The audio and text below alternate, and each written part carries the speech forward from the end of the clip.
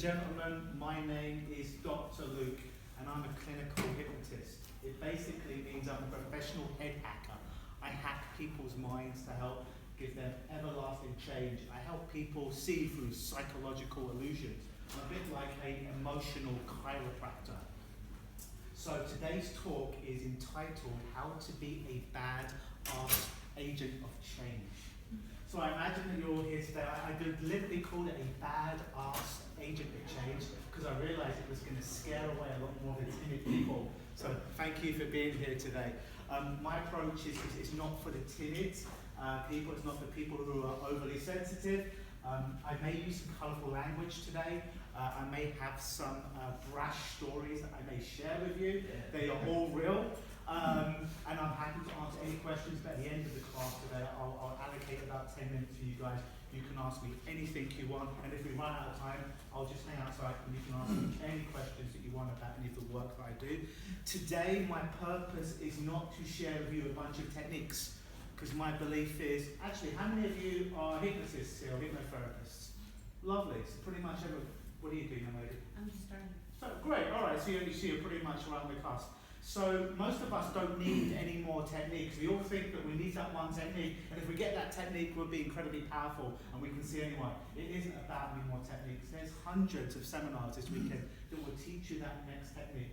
You don't need any more. You have everything that you need. My goal today is to share stories with you, clients that I worked with that were nightmares at times and sometimes inspirations. If I could do anything, it would be to install in you a curiosity and a ferociousness attitude, a ferociousness that will enable you to literally throw everything that you can and stuff that you didn't know you had at your client to get change.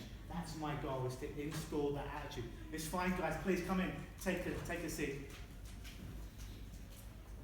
So that's my goal, is to help to install a wonderful attitude inside of you. So a little bit about me, actually. I come from a place called England. How I got involved in hypnosis as a kid, I was very messed up. When I was 17, I tried to kill myself twice, and it didn't work. Hence, I'm here right now. I had every kind of problem you can imagine. I was agoraphobic, I was obese, I had a horrible relationship with my parents. Social anxiety, literally did not leave my room until I was 17. I would go to school, I'd get bullied at school. Basically, it was like horrible. I hate it. Tried to kill myself, it didn't work. Then one day, I'd read the newspaper we have called the News of the World in England, big newspaper. And at the back of the newspaper, when I was 17, there was an ad for an audio cassette. This is back before we were even using CDs, way before MP3s. But this CD was by a guy called Paul McKenna. Who knows Paul McKenna? Yeah, we all know this guy, right? He's a reason why a lot of people know about us as well. So I got this tape. This tape was called Supreme Self-Confidence. And I listened to side A, which was 22 minutes for 3 weeks. Then I listened to side B, which was the real hypnosis, for 22 minutes for 3 weeks. And all the therapy I tried up to that point, family therapy, child therapy, where I was being therapized, if you will. That sounds wrong, doesn't it?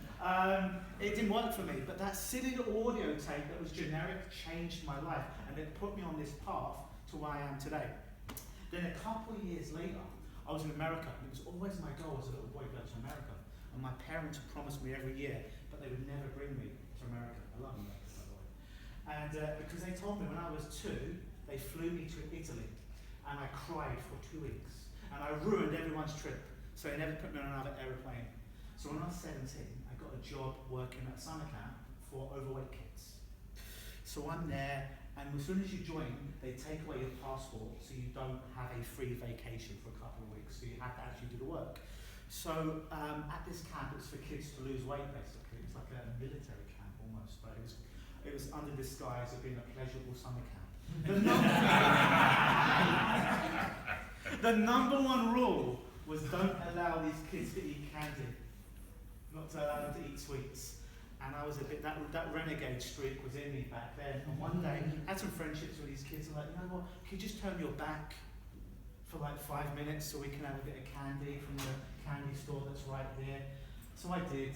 I was silly. I was like 17. They bought a bunch of candy. That night I went to sleep. And at 12 o'clock I was awoken by 5 men over my bed. It was very scary. It was almost like a prison scene, but not that scary. So they brought me to the office, and I'm like a 17-year-old punk kid that's really never left my country. So they brought me to the office in the middle of the Catskills, and they're like, you broke the #1 cardinal rule here. You allowed these kids to eat candy. And they're like, you're fired. If you put up a stink, you fight at all, we're going to call the NYPD. Please, ladies, come in, take a seat anywhere, and we're going to have you arrested. I'm like, for feeding kids candy? So, long story short, I end up in Times Square when I'm 17 with no money. They've got my passport, I can't travel back to England.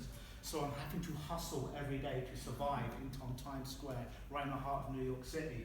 And what I would do is, I used to be good at magic, sleight of hand, and I'm walking around Times Square, and a bunch of big burly black guys, they hustle me up this staircase one day. And they're playing Free Card Monte on the table. Does anyone know Free Card Monte? Yeah. And because I used to do sleight of hand, I was pretty good at this. So, you know, you'd have to keep your eye on the queen while they're shuffling really fast. But I knew sleight of hand, I could read what they were doing. So I won. I won a whole bunch of money. They were not happy with me. So as soon as I won, I took the money and I ran out of there. And I had 3 huge guys chasing me around Times Square. That was enough money. That was enough money to survive for 6 weeks. But I'm just about to get the airplane back to England, and I'd never read a book up to that point. Well, maybe like Romeo and Juliet when I was at school, but I did not have a thirst for knowledge. So I find myself at JFK Airport, and my flight is delayed. So I find myself walking into Waterstones, a big bookstore, and I'm looking around, and this is very foreign to me. I didn't read books. And I saw this book in the top shelf, and it was this guy with a very chiseled jaw, executive-looking guy. And I felt my hand reach for that book, and it's called Unlimited Power by a guy called Tony Robbins. And I devoured that book. On that flight home, I read 547 pages, just like that. And I'm like, that guy's doing what I want to do. He's helping people, but he ain't listening to people bitch and complain about their life every day. And he's performing, but he ain't an actor. I'm like, I could do that. So that's kind of what got me into this. And over the last 20 years, it's been my odyssey to travel around the world, getting all kinds of certifications, seeking out the best people to train with. Now, a lot of my influence for what I do, my attitude, are people like Richard Bandler. Who knows Richard Bandler? Frank Farley. Anyone know Frank Farley? If you think Richard Bandler's crazy, you should look up Frank Farley. He patented a form of work called, I see Jason Manette knows who he is. Provocative therapy. Provocative therapy. Who Richard Bandler would say, if you think I'm crazy, go speak to, what was his name again? Frank Farrell. Thank you. Go speak to Frank. A guy called Andrew Austin, who's in England, who's very provocative in his work, very smart guy, and a guy called Jürgen Rasmussen, who's got a book called Provocative Therapy. And they were doing a form of therapy that really wasn't like very soft and stroking people. And if that's what you want to do, I ain't got no problem with that. But my attitude isn't that way. My attitude is to confront people, to give them interventions, to be in their face, to get that change. I'm just more like the hammer, while other people are a bit more like the feather. So those are people that resonate with me. And I've learned all these techniques, and I go all around the world, going to conferences like this, and getting lots of hypnosis training. And I found, like I said at the beginning, you don't need more techniques. You have all the techniques that you want. But what I found is universally, hypnotists, hypnotherapists, whatever you want to call us, most of us suffer from this thing where it's like, we get logjam, we know so many skills, but we don't know what to use at the right time. And I realized that the biggest problem was not to get more certification, was to have an attitude of fearlessness. So when you're in there with your client, it don't matter if they like you or not, as long as you get the result for what they want. A lot of my clients might not like me. You know, NLP and hypnosis were taught, get rapport with your clients. I don't believe that. I think that's bullshit sometimes. I have a lot of clients that don't like me, but their unconscious mind likes me. And their unconscious mind responds to the comments I give. Consciously, they might not like me, but then I get the result. Here's a story I had with this guy. We'll call him, all these stories are true, by the way, but I may change some names and some dates and some countries and some serial numbers, as not to identify them. So I had this guy come in for gastric bands, hypnosis. Anyone studied in a gastric band hypnosis? Yeah, some of us. It's a form of hypnosis to help people lose weight, people, so they imagine that they've had a gastric band surgery. He came in, and before people ever get to meet me, I try and screen people out on the telephone. I'm anti-selling, I'm anti-marketing, and I want to give them reasons not to come in. Basically, I want to put an additional wall that they have to fight through that wall to come in. And secretly, don't tell anyone this, all my therapy happens on the phone, and they're already fixed before they come in. But they don't know that. If everyone knew that, they'd be poor. So don't tell anyone that, that's our secret. So when people call me, they're like, oh, I'm talking to all these hypnotists, why should I come and work with you? I'm like, I don't know, why should you come and work with me? Then they would ask, whoa, I heard that you're really good, I saw you on this TV show, I saw these many testimonials, and they come up with all their own reasons to come and see me. So I'm not into selling anyone or marketing, it's like, this is who I am, this is what I do. Some people are going to love it, and some people it's going to rub the wrong way. I'm okay with that. It's okay to be polarizing in what we do. We don't have to be everything for everyone all of the time. It's all right to have a character. And today my goal for you is not to make you like me. That would be scary. Try moving my brain. But to make you who you are. Whatever your attitude is inside, you can wear it and you can use it for whatever kind of change work that you do, and nothing can hold you back. So this guy, we'll call him Mark, comes in and he fills out a questionnaire. And the questionnaire is 2 pages, and I screen him over the telephone. And I say to him, you understand there's going to be some conscious work you're going to need to do in our program, as well as unconscious work. We are going to do some hypnosis with you, but there's some stuff you're going to do consciously. You're not going to be on a diet, you're not going to count calories, and you're not going to do a crazy exercise regime. And I get him to sign it, so he knows, he's acknowledged this. So he comes in, and my gastric band is 4 sessions.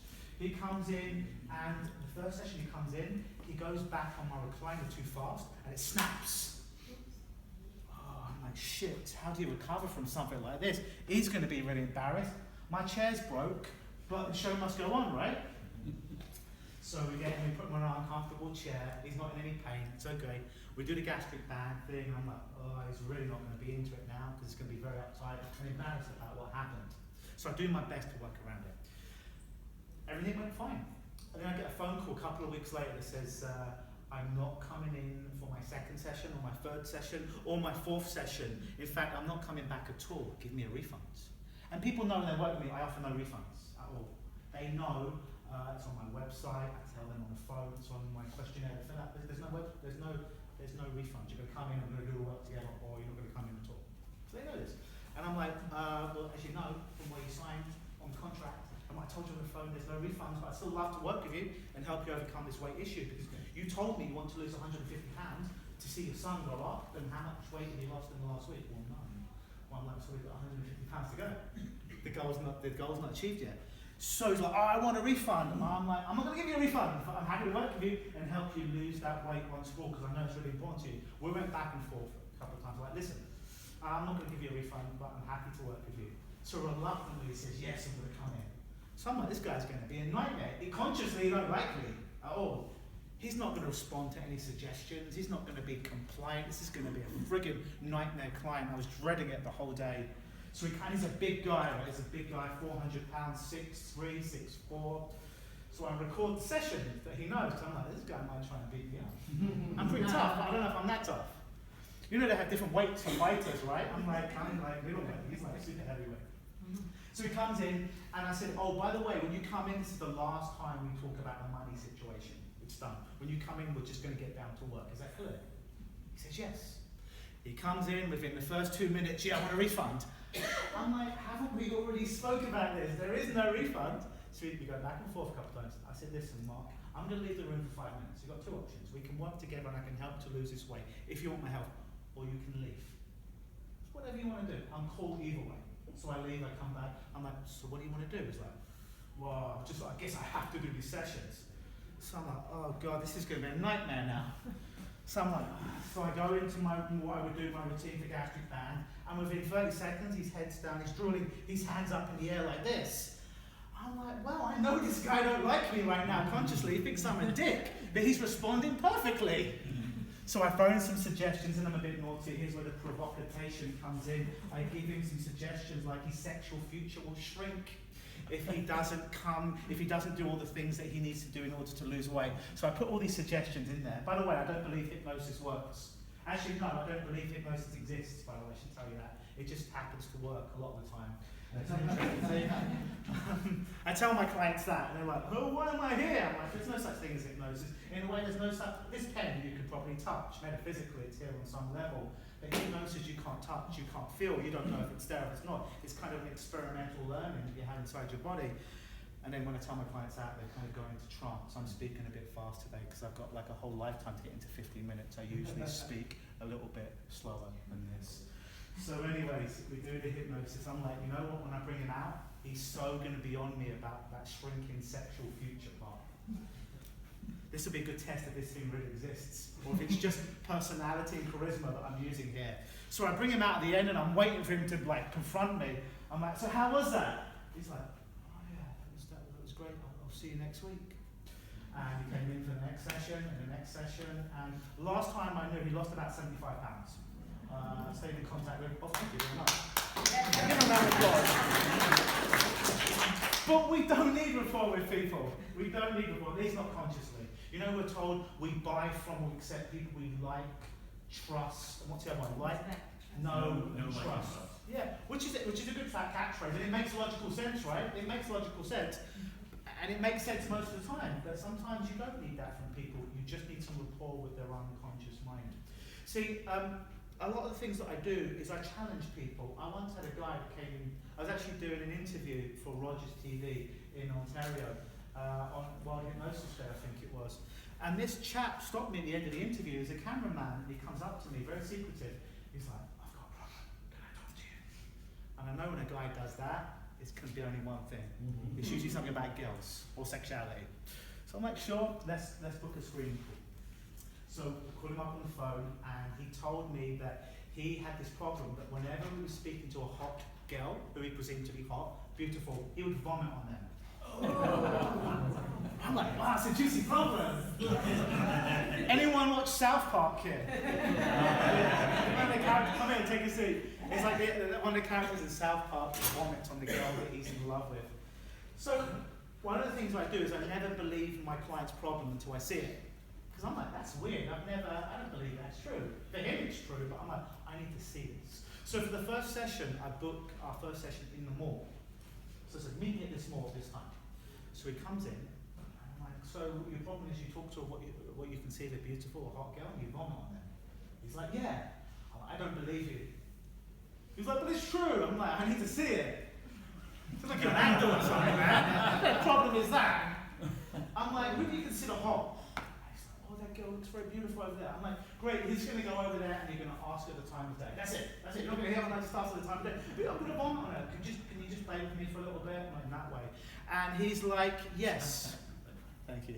So, that's right. So he goes over to the girl, he asks her the time of day, he comes back, and he hasn't vomited. I'm like, oh, I thought you said this is a problem you've had for the last 10 years. You haven't had a girlfriend, you're still a virgin. And you didn't vomit. What's wrong with you? You're lying to me. He's like, no, it's because you're here and you're watching me. I'm like, all right, I'll go upstairs to the second floor of this mall, and I want to go up to the next girl that you see and just tell her you find very beautiful and leave. Do that 5 times, and then tell me, I'll come down. She does it 5 times, doesn't vomit. I come down, I'm like, you're messing with me here, you're wasting my time, where's the problem? This is just beginner's luck. At that point, I didn't really even need any hypnosis. The work was done, but sometimes people need the ritual of hypnosis. So I brought him into my office and had found out when I did some regression with him that about 3 years prior, he was at a social gathering, everyone was drinking too much. He drank too much, he ate too much. There was a good-looking girl next to him. She asked him to pass her a beer or something. As he went to pass her a beer, he vomited. Had nothing to do with the girl. He'd just been drinking too much, eating too much, and it was very, very late in the evening. But his mind made this complex equivalent where he said 1 + 1 is 31, and it started to become a problem with him. But once we realised that, he was able to let go. And last time I knew, he had a girlfriend and was very happy for a year. So, you know, never just trust that your client's problem is real. In fact, one of the things I like to do with people is I like to poke their problem with a stick like this. And I like to set up the neurology in their body so I see it happen in front of me. It's a weird thing that happens, right? Anyone work with people who have a phobia? Does anybody have a phobia here themselves? An interesting thing about phobias is they feel very real for us, right? But they're not real at all. And in fact, the reason I know they're not real is I've had some clients who are terrified of heights, right? Who's scared of heights? Yeah, okay. Who's worked with people who are scared of heights? Very good. And I know that when my client comes in, I'm on the ground floor, all right? You can see, right? You just walk, same inside as it is outside. We're on the ground floor. But I know that I can get them to be phobic of the heights, because they'll close their eyes, they'll go into a form of visualization and hypnosis where they'll imagine all the bad things that happen. I'll see their physiology change. I'll see the blood flow to their face. I'll ask them, on a scale of 1 to 10, where's your anxiety now? And I'm like 5, 6, 7. And I'm not just playing along, I start to see the muscle tension. So I know it's not real, and it's real completely at the same time, because they're not in a situation where they're high, but they can activate that neurology in their brain where they're so scared of heights.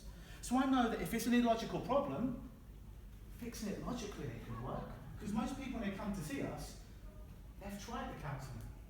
He's going into hypnosis right there, you see that? There he is. They've tried the psychotherapy. They've tried all forms of talk therapy, and guess what? It didn't work, because they're in front of us. So sometimes we need illogical solutions to illogical problems. Albert Einstein. So back to my story. I aggravate people's problems. So most of us are taught, someone comes in with a problem, calm them down, make the problem disappear. I like to make the problem worse, to light it up, because then I know it's real. Because if they come in and their anxiety for heights is, say, come in guys, take a seat anywhere you want, there's some seats down here. Say their anxiety is a 7 out of 10, and if on that chair they can get to a 9 or a 10 out of 10 fear of heights, what's the presupposition now, the metaphor? If I can make it worse, I must be able to make it better. But I haven't said that, because everyone else is like, well, let's get it down from a 7 to a 6. And I've made it worse, aggravated it. Then there's a weird thing called threshold, right? If you get a problem like a thermometer and you heat it up so hot, eventually that thermometer, the mercury gets so hot it bursts at the top of the thermometer. So that's what I do oftentimes with people's problems, is I make them worse. So the presupposition, the metaphor is better, then eventually the problems almost start to go down all by themselves.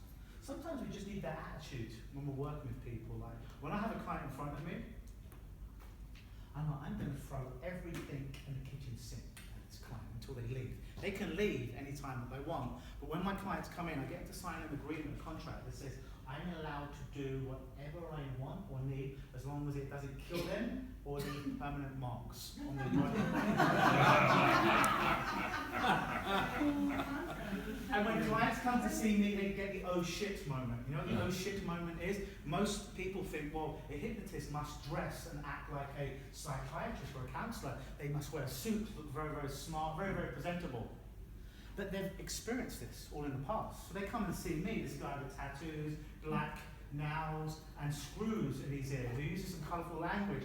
Straight away, they've got no box to put me in at that point. They're like, who the hell is this guy? This guy's going to be working with my mind today? He's coming inside? So already, they start to get a little bit more scared of me than their problem, which is what I want to have happen sometimes. So it's all about attitude. And think about kind of like the attitude or the character that you project when you're working with people. Is that an extension of you? I'm a big fan of professional wrestling. Does anybody like WWE and wrestling here? Am I the only guy? Jeez, I love you. Who's your favourite wrestler?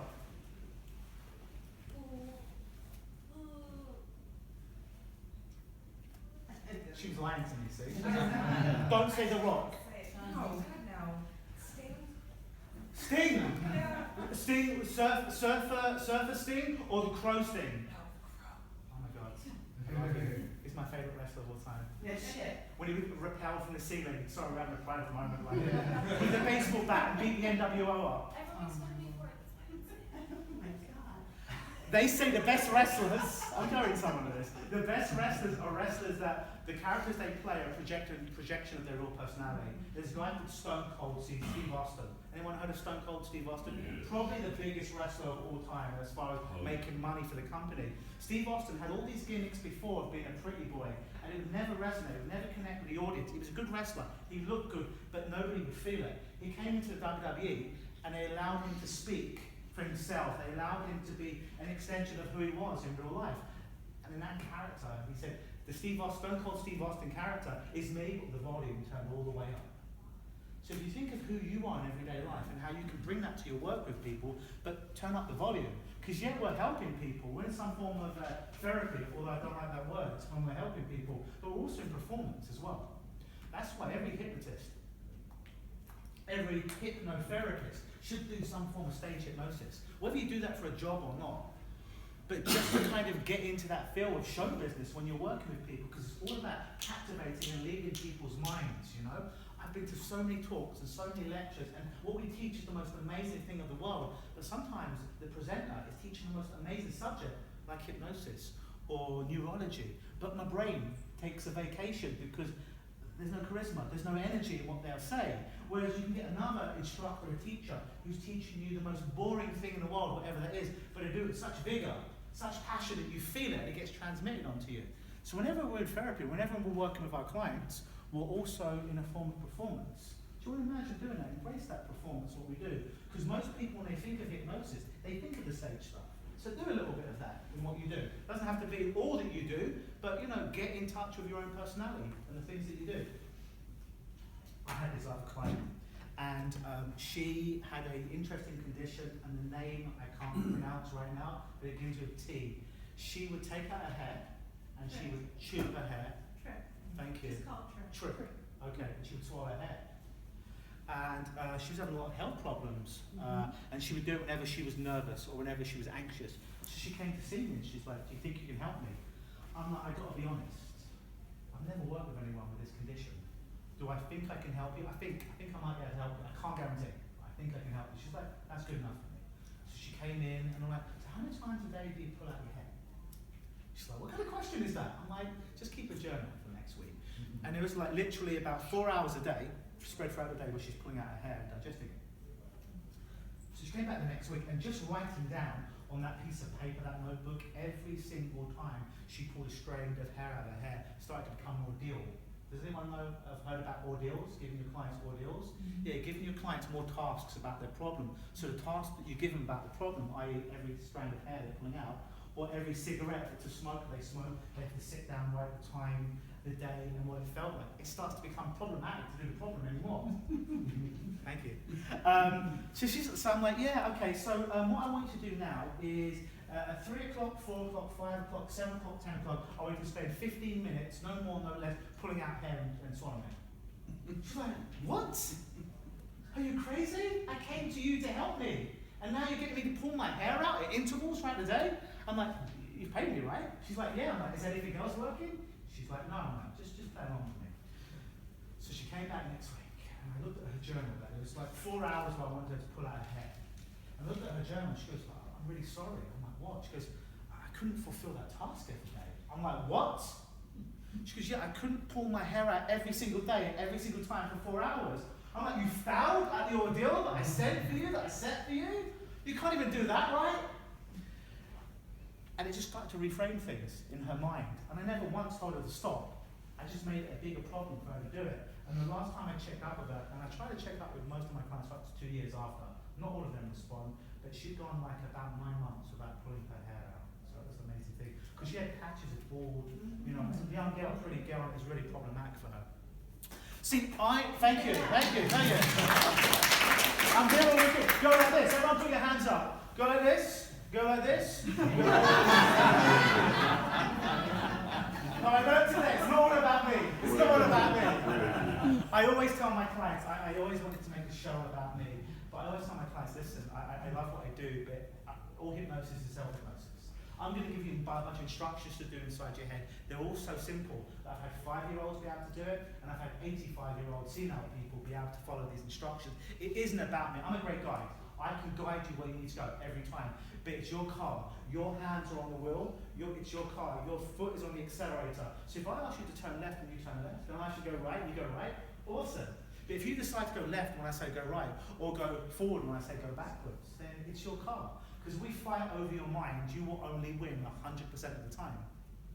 That gives people ownership. Because I always used to make things about me, that was me curing people, that I had some amazing power. And I realized that was just a huge disservice to my clients. I'd always ask people, my clients, I do it now, I'd always ask them, and they're doing a questionnaire, whose responsibility is it for you to change? And most of them would be like, it's mine. It's totally your responsibility to change. So if we get a great result here today, I'm sure we will, it's not because of me, it's because you were awesome. And if you don't get a result that you want today, it isn't because of me, it's because of you. So you choose which one you want to do. So I had this client once, and it was my first child that I'd worked with. And his mum was a naturopath, and she had worked to help people to stop smoking. and she came to meet me because she wanted to meet me to see I was a decent fellow before she referred anyone to me. And as she left my office after 45 minutes, she starts to walk away. Then in her best Columbo impression, she looks over her shoulder and she's like, "Oh, one more thing." I'm like, "Sure, shoot." She goes, "Well, my son wets the bed, he pees the bed. He's a very happy little boy. He's a great kid, he's great at school. He's very happy, he's about 7, but he pees the bed. Do you think we can help him?" Now we're trained to say yes to everything, right? So straight away I'm like, yes. And then I'm like, you know what, I've got to be honest. I've never worked with a kid before. I've never worked with a kid at this age before. Do I think I can cure it? I can't say that. But I think I might be able to help him on some level. He was peeing the bed 7 nights out of 7 for years and years and years. So the little boy comes in and I'd meet the parents before the session. There's 4 sessions. And then after the sessions, but I'd be one-on-one with the little boy. So first session comes in. Who has kids here? Yeah. So he comes in and I ask him to sit on the chair. What does he do? Stand up. I ask him to close his eyes. What does he do? Open his eye. I ask him to be quiet. What does he do? He makes noise. I'm like, shit. All my scripts ain't working. I'm like, "Oh, I promised his mum that I'd help him and she's going to refer a lot of business to me. I've got to make this work." So I remember something that I learned from Richard Bandler and Milton Erickson about just using stories, metaphors. At an unconscious level, the hero of the story was getting resolution of their problem, but he never needed to consciously address the problem. So I knew he was a fan of baseball. I knew he was a fan of Transformers and Teenage Mutant Ninja Turtles. So on the fly, I started to generate stories. You let my unconscious mind run amok about Ninja Turtles, about Transformers, and somehow, whatever the issue was, them overcoming it. Never once did we mention wetting the bed, peeing the bed. We were done after an hour, and after that, I felt like a fraud. I felt like a phony. I'm like, he's going to go away. Nothing's changed because how could it? His eyes were open and I was just telling him stories. And I'm like, I just figured that I was coasting along so far with charisma and passion in what I do, but it's all bullshit. None of this stuff works. But it does work, but there's no science behind it. But I was still having success with clients. So the next week he comes in, his mum and dad come up first. So they come up and I'm dreading it. I'm like, this is where I get exposed to be a phony, a fraud. It's that scene in The Wizard of Oz where the curtain is pulled back and you realise that big powerful voice, the wizard who you think is going to be about 10 foot tall and 20 foot wide, is just this small little man.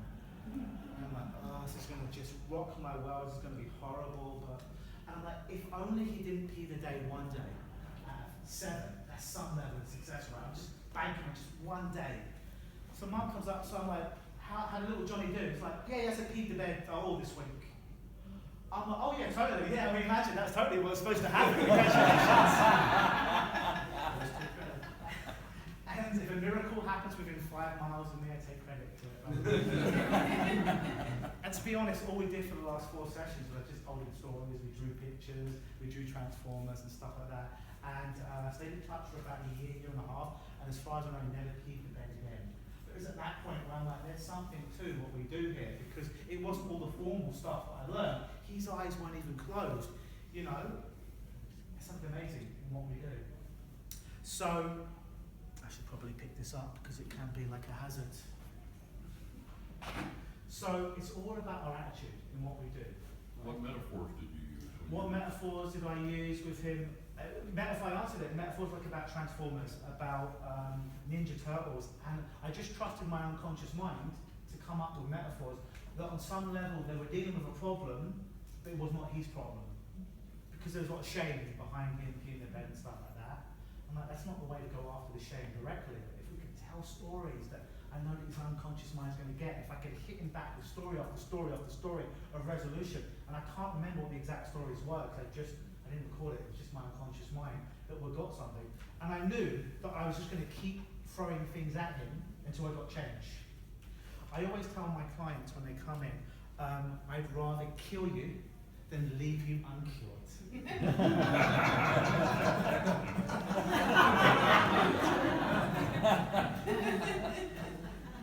I once had this client, he came in, I gave him the pre-talk, I had a pretty good pre-talk, it was about 30 minutes back in the day, and I explained what hypnosis was and what hypnosis wasn't.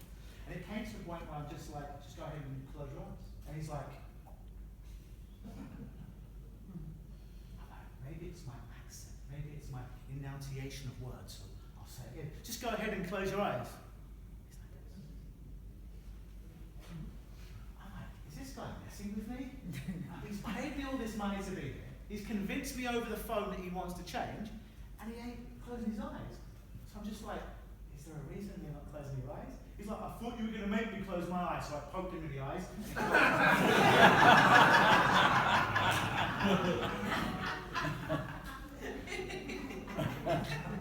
Moral of the story is get your ego out of it. It ain't about us making them do anything. It's all about them following simple instructions. We had a great session after that. Metaphor. Metaphor is great. And who uses metaphors in some of the work they do? Lovely, yeah. Metaphors are awesome. So I've been working more and more with metaphors recently.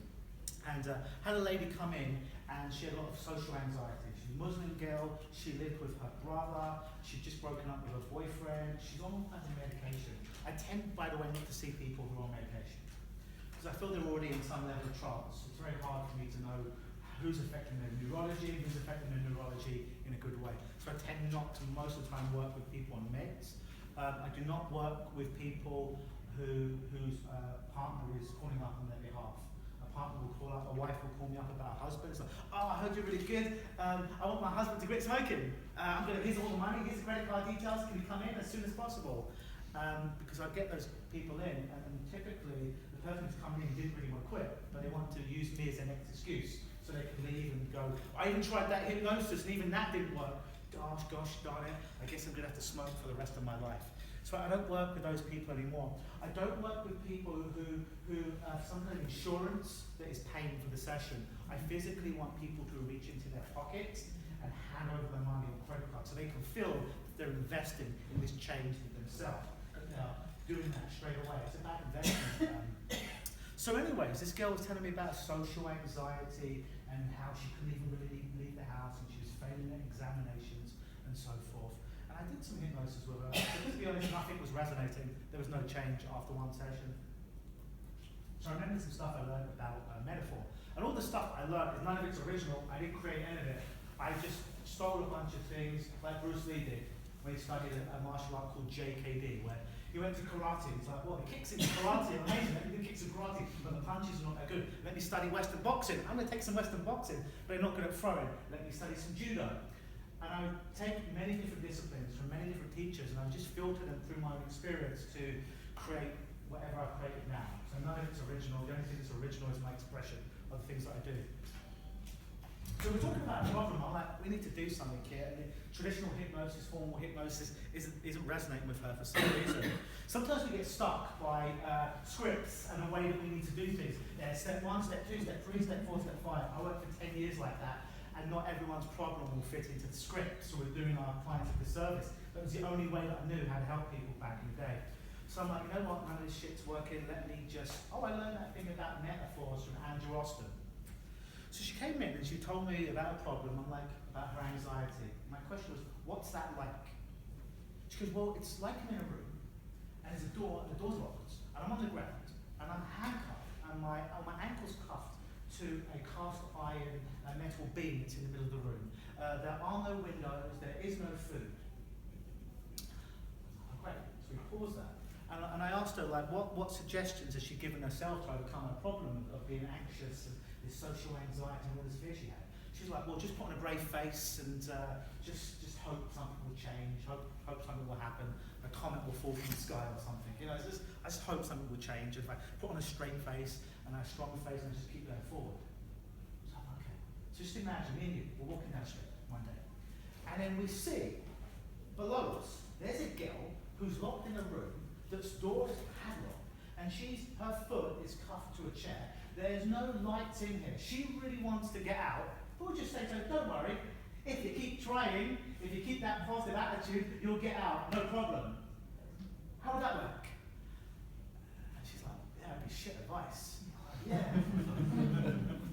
Sometimes when we deal with a problem head on, people are a bit resistant to it. But when it becomes a metaphor, they become looser. I'm like, so what do you want for her to do? Well, I want her to leave the room. Oh, cool. So what's the next step she needs to do in order to leave the room? She's like, well, I guess I need to get up from lying on the ground to my knees. I'm like, could she do that now? Like, yeah, cool, do that. And I would draw the metaphor as well. What's the next thing she needs to do? Like, she needs to stand. Could she do that? Yeah, okay, cool. What's the next thing she needs to do? She needs to use that file that's next to the chain to file down the chain. I'm like, how long is that going to take? She's going to take 24 hours. I'm like, could you start doing that now? Yeah. Okay. Did some time distortion on that, 24 hours later, still the same session. What does she need to do next? Well, she needs to slowly walk to the door, but she's had no food or water for days and there's no light in there, so she's very, very weak. Okay, how long is that going to take to do? 4 hours. 4 hours goes by, time distortion. We go to the door where her freedom is, the door where she gets to leave all the anxiety behind her once and for all. She gets to the door's locked. It's locked. So how do you think you need to get out of that? What resources do you have? I didn't realise there's a little key. There's a little key right there on the door. Oh, does it fit the lock? I don't know. Should you try it? Yeah. She puts in, opens the door, but she doesn't step out. So I ask her, what would it take for you to step out? And what does stepping out mean for you? She goes, well, it means I get to be free, and I get to be free from these chains and these shackles of this anxiety that's robbing me of so much in my life. I'm like, great. Are you ready to let go of that now? Or do you need a little bit more time to do that now? And she's like, I think I can take one step outside and keep one foot in. Could you do it? I'm like, and I get her to act it out physically, right? It's in her body. She does that. I'm like, so what would it take for that other foot to follow suit? She's like, I just have to take one more look around me and take a step out. So she steps out. How does that feel? Pretty weird. I feel free. Awesome. Like, that door behind you is still open, right? She's like, yeah. Like, do you want to keep it open or do you want to close it? I think I want to close that now. She closes the door. She goes, you know what? I think I'm going to use that padlock to lock that door from the outside, so I can't get back in anymore. And that was all she needed to do to get out of it. Because we went after that metaphor, and that metaphor was a pure unconscious representation that was going on for her. She logicalized, analysed for years and years and years ways out of it. It didn't work for her. She had to turn to metaphors to give her a new way of doing something. And as far as I know, now she has a boyfriend, she went back to school, she's doing great, you know? Give her a round. I realise we've got 10 minutes left, folks, so I'm going to open it up for Q&A. So any questions you have about me, about what I do, about any of these crazy stories I've shared with you, just shoot them at me. Do you have a lot of people walk out on you? There may have been one person in 20 years. Sometimes I give people an option, like if they're at that crossroads, listen, we can do the work or not. And I'm going to leave the room, and you can make the decision up yourself, and I'm going to come back, I'm ready to work with you. And if you're not, you can leave. It's up to you, and I'll leave the room, and I'll give them the option, that clear path. If they want to leave, they can leave. But I don't actually think I had anyone leave. I did have two clients, husband and wife. Husband called me up, both to stop smoking. He really wanted to quit. She kind of wanted to quit. They were both coming in at the same time. So he was very passionate, did the work with him, it was amazing, he's happy. Wife comes in, she won't even close her eyes. So I brought up more rapport. This is one time where a little bit of rapport and comfort was needed. Made her feel comfortable, she'd seen, experienced her husband going through it, but she just would not close her eyes. I reframed, opened the door, reframed for about 30 minutes, and we were just looping. And in the old days, I would have just been like, the only tool that I had was a hammer. It would have just been to get angry with her, to be honest. Like, why not close your eyes? But I got down, I realised that the pendulum had gone so far one way, that I had to bring it back the other way, I'd been a lot softer. So I got down on one knee, and I'm like, hey, so open your eyes, what's going on? She goes, I just think I'm going to do this wrong, and I'm not ready to do this. I'm like, this is cool. We don't have to do this today. You come back in a week, a month, a year if you want.